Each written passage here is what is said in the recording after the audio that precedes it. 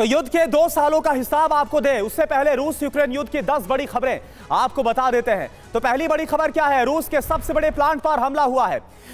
Metallurgical plant पर Ukraine का drone का हमला हुआ है। हमले के बाद प्लांट में आग का गोला नजर आया।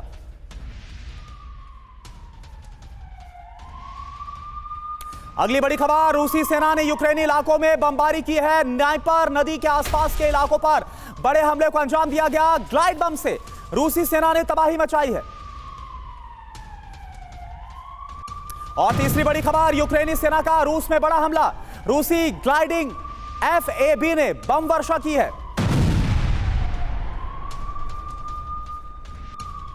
चौथी बड़ी खबर क्या है? रूसी सेना का यूक्रेनी सैन्य बेस पर बड़ा हमला हुआ। BM-21 ग्रैड MLRS कमांडर्स का बड़ा हमला हुआ।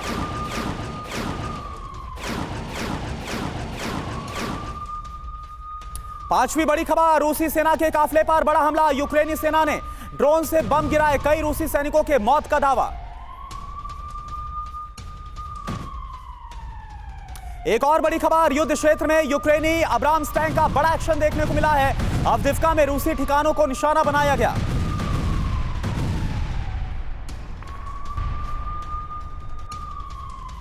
खबर डोनेट्स्क से है। डोनेट्स्क में यूक्रेनी सेना का बड़ा पलटवार। रूस के हथियार भंडार पर बड़ा हमला किया गया है। रूसी उपकरण और गोला बारूद इस हमले में तबाह हो गया।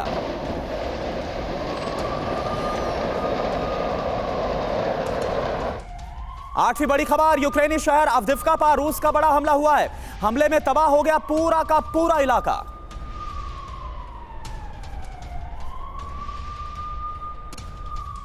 वॉर जोन से एक और बड़ी खबर, रूसी सेना का यूक्रेनी फोर्स पर बड़ा हमला। यूक्रेनी A-50 को मार गिराने में कामयाबी।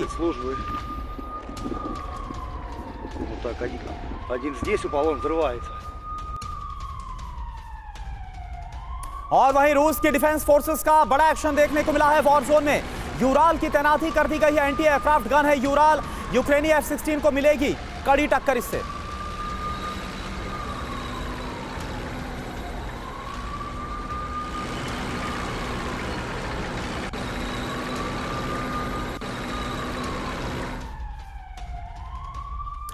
तो रूस यूक्रेन युद्ध को आज 2 साल पूरे हो गए हैं। सबसे पहले आपको 5 बड़ी बातें समझाते हैं जो कि आपके लिए जानना बहुत जरूरी, क्योंकि आज ही वो दिन है जब रूस की तरफ से पहला हमला बोला गया था। रूस यूक्रेन युद्ध के 2 साल, 5 बड़ी बातें क्या है? पूर्वी यूक्रेन के 5 बड़े इलाके अब रूस के कब्जे में आ चुके हैं। दूसरी बड़ी बात क्या है? यूक्रेन के करीब 18% हिस्से में इस वक्त रूसी कब्जा हो चुका है, यानी कि खोया है सिर्फ यूक्रेन ने। तीसरी बड़ी बात, यूक्रेन के 40 लाख लोगों ने अपना घर छोड़ दिया है। आज वो शरणार्थी के तौर पर जिंदगी जी रहे हैं। चौथी बड़ी बात, 65 लाख यूक्रेनी अपने ही घर में बेघर हो गए हैं। और पांचवी और सबसे बड़ी बात, यूक्रेन के 30,000 से ज्यादा युवा आज भी लापता हैं। तो इस हालात में यूक्रेन पहुंच चुका है, लेकिन यूक्रेन है, ज़ेलेंस्की है, जो कि हार मानने के लिए तैयार नहीं है। लगातार पश्चिम से मदद मांगी जा रही है, नेटो से मदद मांगी जा रही है और इस मदद के आधार पर रूस से युद्ध लड़ा जा रहा है। TV9 भारतवर्ष रूस यूक्रेन युद्ध को तब से कवर कर रहा है जब से यह युद्ध शुरू हुआ था। TV9 के रिपोर्टर वहां पर पहुंचे जहां गोलियां चल रही थी, मिसाइल बरस रही थी। आप जरा देखिए। हम इस वक्त डोनबास में बाखमुत और अवदिव्का के बीचों बीच स्थित हैं और T-72 टैंक पर सवार हैं। और हमारा मकसद ये दिखाने को है कि देखिए इस इलाके में किस तरीके से रूस की सेना ने यूक्रेन की सेना को शिकस्त देते हुए इस इलाके में पूरी तरह से अपना होल्ड बनाए रखा। अगले कुछ दिनों में ही टैंकों के बीच महाभारत होने वाला है।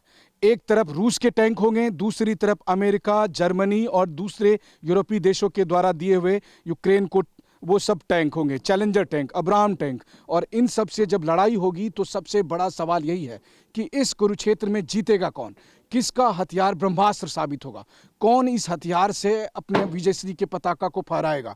तो वैसी स्थिति में रूस का सबसे क्लासिकल टैंक यानी T-72 का ये क्लासिकल वर्जन से बेहतर उदाहरण और कौन हो सकता है, क्योंकि यही वो टैंक है जिसने भारत को पाकिस्तान पर विजय दिलाने में बड़ी भूमिका निभाई थी। तो ये यूक्रेन का बना हुआ है, कुछ अमेरिकन है, ब्रिटिश है, जर्मन है, पोलिश है।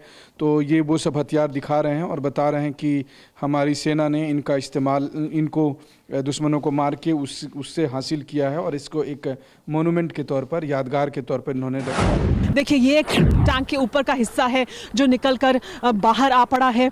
यहाँ पर अभी भी काफ़ी इलाका है जहाँ पर लाइव एम्यूनेशन भी मौजूद है, ऐसा बताया जाता है। लेकिन देखिए, ये जो ऊपर का हिस्सा है टैंक का, वो निकलकर, जो टर्रेट है वो निकलकर बाहर आया है। और इसके बारे में बार बार कहा जा रहा है कि ये इस तरह के हमले हुए हैं, यहाँ पर टैंक्स पर इस तरह के हमले हुए हैं, आर्मर्ड व्हीकल्स पर इस तरह के हमले हुए हैं। दरअसल NLAWs का इस्तेमाल किया है या जावेलिन का इस्तेमाल किया है, ये बताया जा रहा है। और ये वो हथियार थे जो यूक्रेन को दिए गए थे ब्रिटेन की तरफ से, अमेरिका की तरफ से, और उन हथियारों का इस्तेमाल हुआ है। कीव में ब्लास्ट की एक और साइट पर मौजूद है जहाँ पर मिसाइल अटैक किया गया। देखिए, ये एक रेजिडेंशियल अपार्टमेंट बिल्डिंग है और यहाँ पर किस तरह से निशाना बनाया गया इस इमारत को, वो इन तस्वीरों में साफ तौर पर दिख सकता है। इस इमारत में अब कुछ नहीं बचा है। और हम आपको आगे लेकर चलते हैं और दिखाते हैं कि देखिए, ये है वो दरअसल एपिसेंटर जहां पर आकर ये मिसाइल गिरी थी। यहाँ ठीक इस एंट्रेंस के बाहर, यानी इस इमारत में जाने का जो एंट्रेंस है उसके ठीक बाहर यहाँ पर एपिसेंटर था। यहाँ पर आकर वो मिसाइल गिरी और उसके बाद देखिए, यहाँ जो इस वक्त सामान, जो आप ये सब कचरा देख रहे हैं, दरअसल इस इमारत से नीचे आकर गिरा है। इस इमारत में आग लग गई थी। और इस वक्त हम ग्राउंड जीरो पर बिल्कुल उस बॉर्डर पर खड़े हैं जहां सामने आपको हम यूक्रेन का साइड दिखा सकते हैं। ये मेडिक बॉर्डर है शमिस्ल शहर का, पोलैंड साइड का, जहां से यूक्रेन से शरणार्थी आ रहे हैं। और मैं आपको दिखाना चाहता हूं, कैमरा सहयोगी मदन से कहूंगा जूम करें, वो जो लाइन दिख रही है वो यूक्रेन की तरफ के लोग हैं, वो यूक्रेन की तरफ का हिस्सा है। वो जो सामने गाड़ियां दिख रही हैं, ये यूक्रेन से आई हुई गाड़ियां हैं जिससे लोग भर भर कर आ रहे हैं। पोलैंड बॉर्डर पर मेडिक बॉर्डर है शमिस्ल शहर का, और यहाँ पर आप देखिए वो जो लाइन दिख रही है, आइए मैं आपको दिखाने की कोशिश करता हूँ। वो जो लाइन दिख रही है इस वक्त वो यूक्रेन के लोगों की है जो यहाँ पर माइग्रेट होकर आए हैं। तो देखिए, आप उस वक्त की रिपोर्ट देख रहे थे जब यह युद्ध शुरू हुआ था। सबसे पहले कौन पहुंचा था?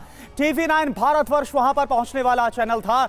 और रूस 2 साल से लगातार यूक्रेन में युद्ध लड़ रहा है। इन 2 सालों में रूस ने किस तरह से यूक्रेन का नक्शा बिगाड़ कर रख दिया है और कितने हिस्सों को अपने कब्जे में ले लिया है, यह आपको दिखा देते हैं। तो ग्राफिक्स के जरिए पूरी जानकारी यहां पर आप देखिए, आपके सामने है। तो यूक्रेन का युद्ध से पहले का जो नक्शा है वो आप देख पा रहे हैं, लेकिन युद्ध के बाद का जो नक्शा है वहां पर आप देखिए, जो पूर्वी हिस्सा है यूक्रेन का, इसके अलावा जो उत्तर पूर्वी हिस्सा है और साथ साथ जो दक्षिणी पूर्वी हिस्सा है, इसमें Luhansk, Donetsk, Donbas, Mariupol, Bakhmut और साथ ही साथ अवदिव्का का इलाका, यानी कि जो डोनबास का एक बड़ा इलाका है वो इस वक्त यूक्रेन के कब्जे में आ चुका है।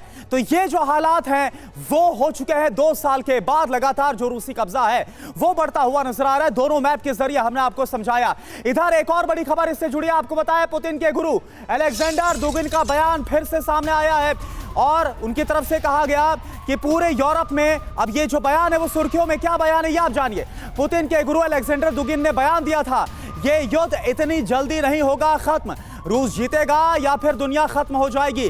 TV9 को दिए इंटरव्यू में क्या बात कही गई थी अलेक्जेंडर दुगिन की तरफ से, वो आपको बता रहे हैं। कहा गया था कि युद्ध खत्म करना इतना आसान नहीं होगा। There is 2 possibilities. First possibility that it will end when we win.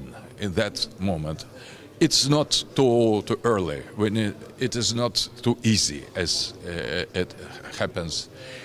And there is the second possibility.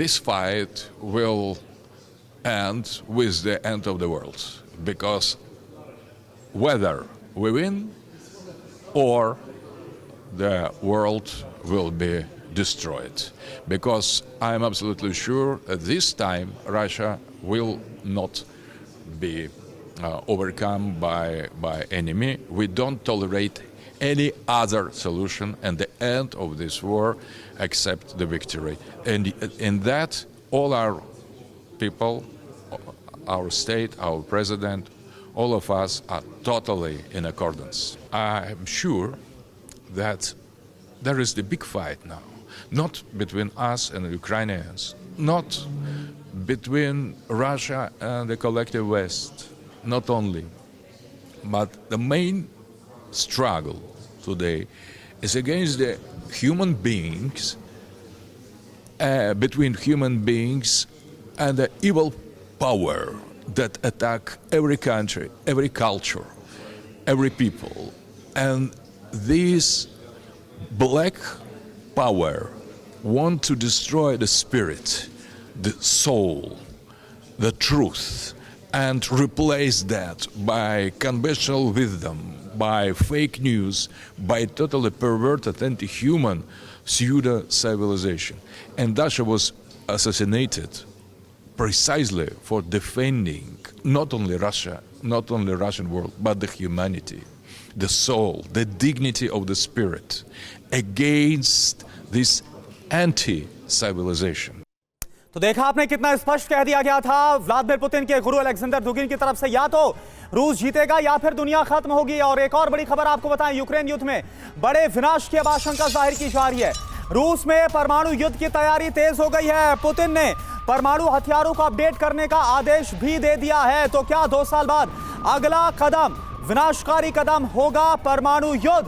Putin की तरफ से यह बड़ा सवाल है।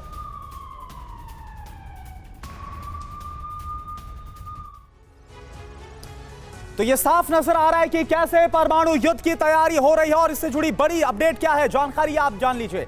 पुतिन ने दरअसल परमाणु हथियारों को अपडेट करने का आदेश दे दिया है। रूसी सेना ने 95% परमाणु हथियारों को अपडेट कर दिया है। रूसी नेवी में 100% परमाणु हथियार अपडेट कर दिए गए हैं। यूरोप को परमाणु हथियारों की धमकी लगातार पुतिन शुरुआत से देते रहे हैं और अब आप देखिए किस तरह से पुतिन ने इन हथियारों को अपडेट करने का आदेश भी दिया है। और एक और बड़ी खबर आपको बताएं, यूक्रेन ने रूस का A-50U विमान मार गिराया है। यह खबर आ रही है 1 महीने में रूस का यह दूसरा जासूसी विमान है जिसको नष्ट किया गया है। यूक्रेन के इस हमले में अज़ोव सी के ऊपर A-50U जासूसी विमान पर हमला हुआ। तो ये जो हालात है वो बनते हुए नजर आ रहा है। और ये भी आपको जाते जाते बताएं कि कल हमने आपको तस्वीर भी दिखाई थी कि कैसे खुद व्लादिमीर पुतिन ने न्यूक्लियर बॉम्बर में उड़ान भरी थी। वो भी एक बहुत बड़ा संकेत था। वक्त